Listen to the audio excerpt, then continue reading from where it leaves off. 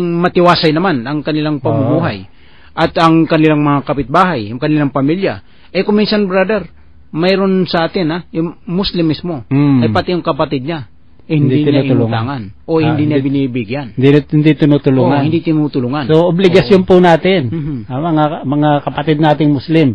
Lahat po ng Muslim na kapatid natin o hindi natin kapatid, obligasyon po natin na tulungan, lalo na kung sila'y nangangailangan. Kung minsan, brother, yung mga non-Muslim, doon pa tayo nakakakuha ng tulong. Pero mo, brother, I will tell you an example. Na itong mga mayaman na bansa, hindi man gano'ng kayaman. Tumutulong sila sa Pilipinas. Especially the Muslim community. Katulad ng Australia. Yung Australia, mayroon silang mga projects dyan sa Mindanao. Yung United States of America, ang dami nilang project dyan sa Mindanao. Tinutulungan nila yung mga mahihirap upang mastustusan ang kanilang pangailangan. Kamakailan, brother, ay nagkaroon kami ng interview dito kay CMM, Center for Moderate Muslim. Ito ay dinaluan ng mga US Embassy officials. At itinanong nila sa amin kung ano ang problema niyo, kami ay makatulong sa inyo. Bero mo yan, brother, napakagandang project yan. Ikaw pa ang tinatanong kung ano ang kailangan mo upang kami ay sa inyo, makatulong sa inyo. Kung ito ay ginagawa ng sambayan ng kamusliman, tila hindi natin matutunan yung tinatawag na kahirapan. Wala po tayong makitang mahihirap.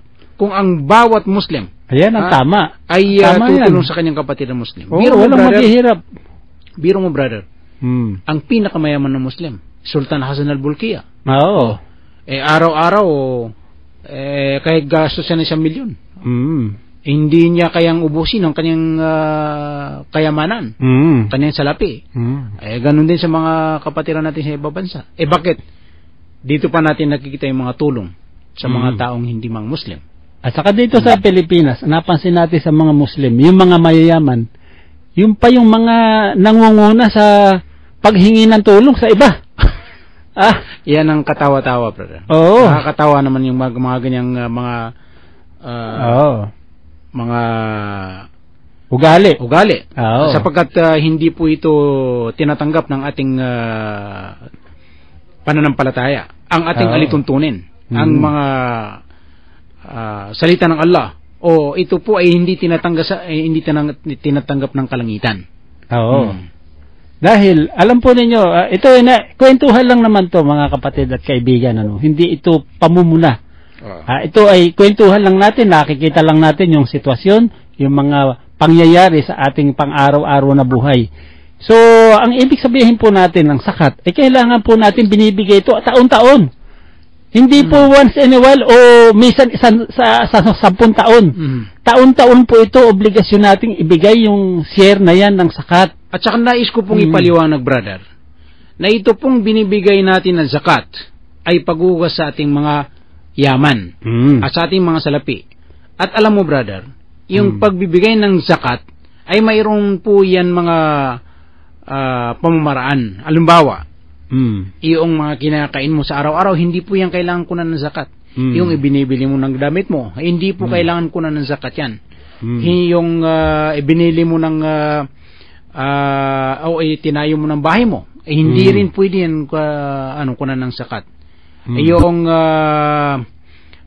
ibinibili mo ng mga pangailangan mo, yung basic needs mo sa pamilya mo, hindi po yan kinukunan ng zakat. Ang kinukunan ng zakat ay yung tinatawag natin na asset. Kung ang gastusin mo sa isang taon ay 100,000, ang sobra ng 100,000, yun po ang sobra sa pera mo, sobra sa gastusin mo. So doon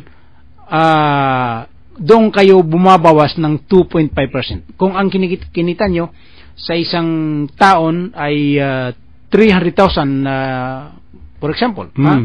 So yung 100,000 ay para sa gastusin nyo, ay hindi po yung kinukunan ng zakat. Kasi kailangan mo yan, yung basic needs mo na ginagastos mo sa mga anak mo at saka yung pamilya mo. So yung 200,000 na sobra doon sa kinita mo, doon ka babawas ng 2.5% na ibibigay mo pa doon sa kamag-anak mo mahihirap. Sa mahirap, So, kung gano'n ang sistema, meron pa ba tayong makikitang mahirap? Wala na tayong makikitang mahirap. Kasi, alam po ninyo, sa dami ng pera na umiikot ngayon sa mga Muslim individuals, kasi marami na pong professional na mga Muslim. At ito po yung nalilimutan nila. Sa lahat po ng mga rituals na ginagawa ng mga Muslim, katulad ng pagsasala, katulad ng pagpapasting, pagpuasa, ika nga, at iba pang bagay, ang nakakalimutan po ay yung pagbibigay ng zakat. Hindi natin alam kung sadyang kinakalimutan ang pagbibigay ng zakat. Huwag po natin kalimutan ang pagbibigay ng zakat dahil ito po ay obligasyon ng mga Muslim. Ito po ay kasama sa 5 haligi na kapag ating hindi natin na-comply itong zakat, ay ang Islam po ay hindi mabubuo dahil hindi po pwedeng ihiwalay ang zakat sa 5 haligi ng Islam. So, kaya nga po, ang isa po sa mga nakakasira din sa economic system ng mga Muslim ngayon, isipin nyo yung luho. Kumakain sila sa mga lugar na hindi naman dapat nilang puntahan. Pwede naman silang kumain sa bahay. Pupunta pa sa mga mamahalin. Pupunta sa hotel, pupunta sa mga Jollibee, McDonald's. Pwede naman sila matulog sa kanilang mga tahanan. Pwede naman sila matulog. Pwede naman silang kumain, magluto sa kanilang bahay. Bakit kailangan pa nga? Yun nga yung luho. So, kaya nga po nasisira. At pangalawa, ito po yung pinakakuan.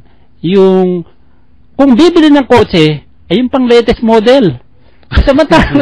Samantalang may kotse naman na pwede naman. Ang dami dyan na pwede mo pagtiyagaan.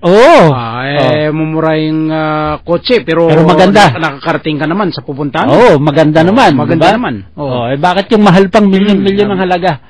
Sa halip na bili ka ng Toyota, bumili ka ng Mercedes-Benz. O di kaya BMW. Yan ang mga mamahaling kotse ngayon. Nasasayang lang pera. Nasasayang. So kung ang sobrang pera mo ay tinulong mo doon sa mga nangangailangan, kamag-anak mo mismo. Sa mga kamag-anak mo mismo. Para hindi wag natin idama yung mga ibang tao kasi yung mga ibang tao mayroon din yung kamag-anak. So yung bawat tao na mayaman ay mayroong kamag-anak na mahirap. Yung mga mayayaman kapag tinulungan nila ay yung kanilang mga kamag-anak na mahirap. So hindi po tayo dapat wala tayong nakikita o naririnig na mga kaguluhan nagaganap sa sulok ng ating lipunan. Kaya po tayo nakakakita dyan ng mga taong gumagawa ng mga karumal-dumal, yung mga hold up, yung mga nangidnap, sapagkat mayroon po 2 purpose yan dun sa kanilang ginagawang mga masasama. Unang-una, sa tindi ng pangailangan. Pangalawa, alam mo brother, kung minsan mayroon ako napanood sa television na kaya daw siya ng hold up o nangindap o nagnakaw dahil wala daw siya pang celebrate doon sa birthday ng kanyang anak. So 2 pagkakamali yun. Unang-una, yung pag-celebrate ng birthday hindi po kailangan na mag-celebrate ng birthday. Pangalawa, nakaperwisyo ka sa mga taong pangatlo at ayun ang pinaka malaking kasalanan, yung kasalanan mo sa Diyos. Na pinapakialaman mo yung pag-ari ng kapwa mo. Kapwa tao. So wala na po tayong oras, napakabilis po, wala na po tayong panahon. Hanggang sa susunod po at dito po sa ating Spirit of Islam, lahat po ay pwede natin pag-usapan. Makapag-ugnayan lamang po kayo kahit na po wala na kami, hindi na po kami na on the air, sa bahay po nandun na po kami sa bahay, pwede rin po kayong mag-text at nagpapaalam na po kami sa inyo. Inyong lingkod, Brother Nasir Sebastian. Assalamualaikum warahmatullahi wabarakatuh. Ganun pa man mga minamalaming mga taga-subaybay, napakarami po ang inisip namin na bibitawan namin pagpaliwanag sa inyo hinggil sa usapang pang-ekonomiya sa Islam upang sa ganun ay makamtan natin ang kapayapaan ng walang hanggan. At hanggang sa susunod po natin na talakayan, sa susunod na linggo, ito po muli ang inyong lingkod, si Alim Najib Tahir, nag-iwan sa inyo ng isang magandang tanghali at assalamualaikum. Antabayan po ninyo ang susunod na palatuntunan.